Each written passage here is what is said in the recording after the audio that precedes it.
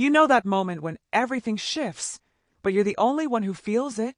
Like you're still playing the part, smiling, laughing, folding laundry while he scrolls on his phone, but something underneath your skin knows it's already over. That was me. For months.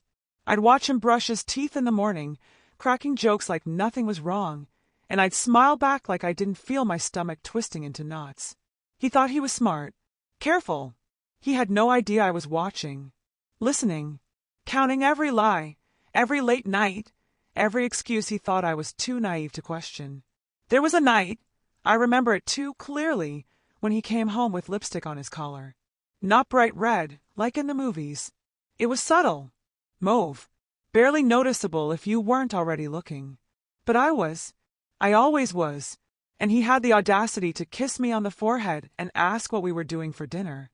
That's when I stopped pretending. I didn't scream. I didn't cry.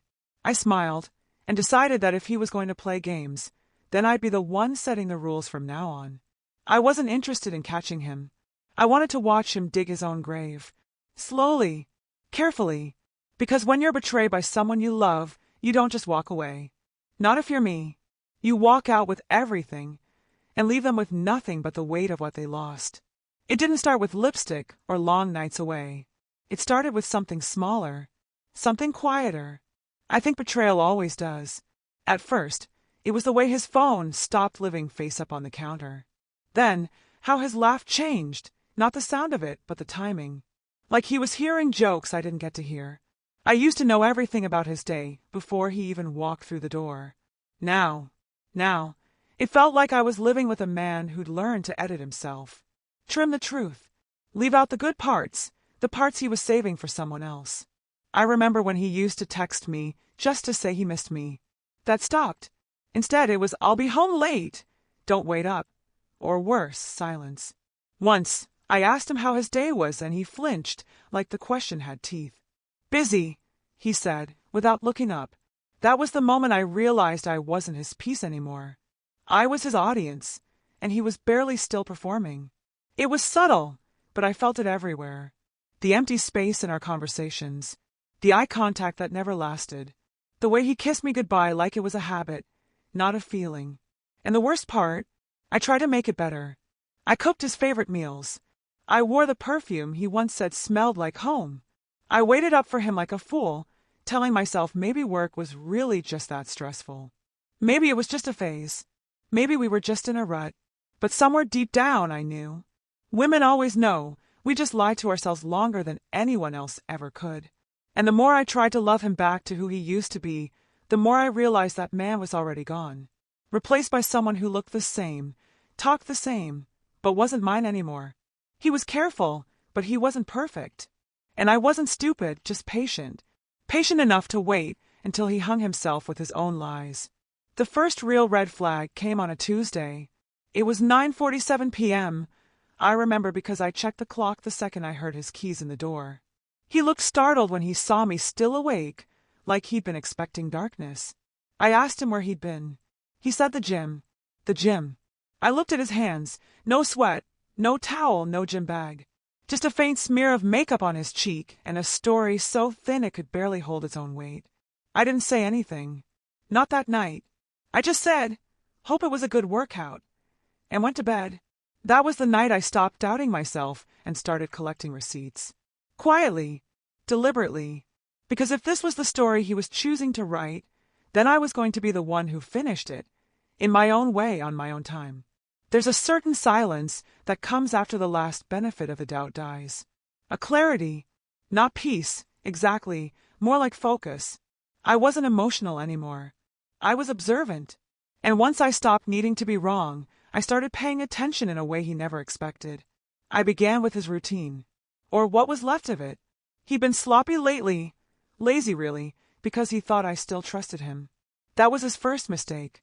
The second was underestimating how much a woman can learn when she stops asking and starts watching.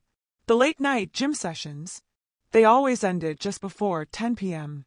His car never smelled like sweat, but once it smelled like vanilla body spray. Not mine. Not even close. I started checking the laundry. You'd be amazed what people forget in their pockets. One night, He left his jeans in the hamper, and I found a receipt from a cafe downtown. 2 drinks. A slice of cake. 2:14 p.m. A Wednesday, while I was at work, assuming he was too. The name on the credit card matched his. The second drink. I didn't even need to wonder. He started guarding his phone like it held national secrets. Always face down. Always silent. But once he slipped. Left it on the bathroom counter when he got in the shower. I didn't need to scroll. I just glanced. A notification popped up from someone saved as M. No emoji. Just an initial. But I knew the tone. The message read, "Last night was perfect. I can still taste you." I didn't cry. I didn't even blink. I just picked up my own phone and took a photo of the screen. Because here's the thing, I didn't need proof. I wanted precision. I wasn't going to confront him with guesses and suspicion. I was going to hand him his lies in sequence, with timestamps, frame by frame. I started tracking his patterns, which nights he came home late, which lies he reused. I even followed him once, discreetly of course. A borrowed car, a hoodie he wouldn't recognize. He wasn't careful. He didn't even look over his shoulder when he pulled into the parking garage of a boutique hotel. Room 408. He was inside for 2 hours. Came out smiling like a man who still thought he had everything. I wasn't surprised. I was relieved. Because now there was no more doubt. No more hoping I was wrong. And the woman I'd been, the one who cooked his dinners and believed his lies, she was already gone. He didn't know it yet, but I had already started packing. Not my things. My freedom. My plan. My power. I was done trying to fix something he'd already set on fire. And he had no idea that every move he made now was being watched. Not with love, but with calculation. Because once you learn someone's willing to lie to your face, you stop giving them the privilege of your honesty. I always imagined that moment would come like a storm, violent, sudden, impossible to ignore. But it didn't. It was quiet, almost mundane. Like watching a play you already know the ending to, but this time you're sitting in the front row, watching the actors fumble their lines. I followed him that night because I needed to see it with my own eyes. Not just texts or receipts or vague suspicions, but the truth. The proof that would free me from the gnawing ache in my gut and the endless questions that kept me awake at night. He didn't know I was there. He never did. He was laughing, touching her hand like he used to hold mine. The way he looked at her was the way he'd looked at me when we first met, like I was the only person in the world. Only now I wasn't. I stood across the street, hidden in shadows, watching my life unravel like a fragile thread slipping from my fingers. But I didn't cry. Not then. Not in that moment. Because I was numb. A cold, empty kind of numb that scared me more than any heartbreak could. The moment I saw them together, smiling, careless, tangled up in each other, I felt nothing. No anger. No tears. Just a hollow certainty settling into my bones that this wasn't about losing him. It was about losing the story we told ourselves, the one where love was enough. When he finally noticed me, he froze. His smile vanished like a ghost, and I could see panic flash behind his eyes. He knew the game was over. I didn't yell. I didn't scream. I just stepped out of the shadows and looked him in the eye. "Why?" I asked, voice calm but steady. Not a plea, not a demand, just the quiet weight of truth. He stammered, lied, tried to explain, said it was a mistake, said he loved me but felt lost. But I saw through it all. The lies were transparent, and I had a folder full of receipts ready to drown them. I told him this wasn't about catching him. It was about taking back my life. I took a deep breath, the kind that feels like you're pulling yourself out of a deep ocean, and said, "I'm done waiting for you to choose me. You already did." That night I left. Not just the room, or the apartment, but the part of me that had believed in us. I walked away from everything we built because sometimes the bravest thing you can do is let go. And the man who thought he'd gotten away with it, he was left with nothing but the weight of his own betrayal. I didn't want revenge in the way most people imagine it. I wasn't out for petty payback or public humiliation. I wanted something far more satisfying: control. Closure. Justice served cold and precise. He thought I'd crumble, that I'd beg or plead or make a scene. Instead, I planned quietly, like a shadow sharpening her claws. I gathered every shred of evidence: texts, receipts, photos, everything that proved the truth he tried so hard to bury. I didn't waste my energy on anger. I used it. First, I closed our joint accounts.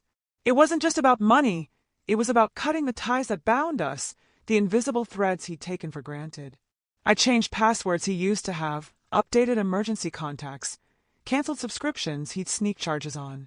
Every little thing mattered. Then came the exposure. Not out of spite, but necessity. His lies weren't just about me, they were a betrayal to everyone who trusted him. So I shared the truth where it mattered, with his family, his closest friends, even his boss. I didn't expect sympathy or support, but I knew the truth had power, and power was the only currency he understood. Watching him squirm wasn't the goal, it was the byproduct. The real victory was in reclaiming my voice, my space, my life. I moved out that week, packed my things in silence, leaving only a note. I'm done waiting for you to be someone you're not. Goodbye. No begging. No blame. Just the quiet strength of someone who refuses to be broken. I started rebuilding. Slowly, deliberately. Reclaiming parts of myself I'd buried under years of us. I took long walks, read books I'd never had time for, laughed at jokes that had nothing to do with him. I surrounded myself with people who saw me, really saw me, and I learned to see myself again. The hardest part wasn't the betrayal. It was learning to trust myself, to believe I deserved better. He thought I'd be the one left shattered, but I was the one walking away whole. Because sometimes, the best revenge isn't tearing someone down. It's rising so far above them, they don't even see you anymore. Leaving him wasn't the end. It was the beginning, a messy, painful, beautiful beginning. Walking away from a life you thought was forever isn't easy. It's like learning to breathe underwater. But with every step away, I felt lighter, stronger, more myself. I spent nights replaying the story in my mind, not to torture myself, but to understand it, to own it, to remind myself that this wasn't my failure. It was his choice, his betrayal. I learned how to forgive myself for loving someone who didn't deserve it. And in that forgiveness, I found freedom. Freedom from anger. Freedom from doubt. Freedom from the heavy weight of carrying someone else's lies. Rebuilding wasn't instant. It wasn't clean or perfect. But it was mine. I started saying yes to things I'd ignored for years. A new job opportunity, old friends I drifted from, hobbies that made me smile again. I found joy in the little moments, a morning coffee alone, a book that made me laugh, the quiet calm of my own company. And slowly, the pain began to dull. Not because I forgot him, but because I stopped needing to hold on to what was never really mine to keep. I don't pretend to be unbreakable. Some nights, the memories sneak back in, a song, a smell, a stray text that never came. But those moments don't define me. They're just echoes, reminders of how far I've come. He'll remember what he lost. I know that. Because when you throw away someone who loved you fiercely, the silence left behind is deafening. But me? I'll remember what I found. Myself. My strength. My worth. The woman who refused to be a footnote in someone else's story. Because in the end, this isn't a story about betrayal. It's a story about survival. And about finally learning how to live for me.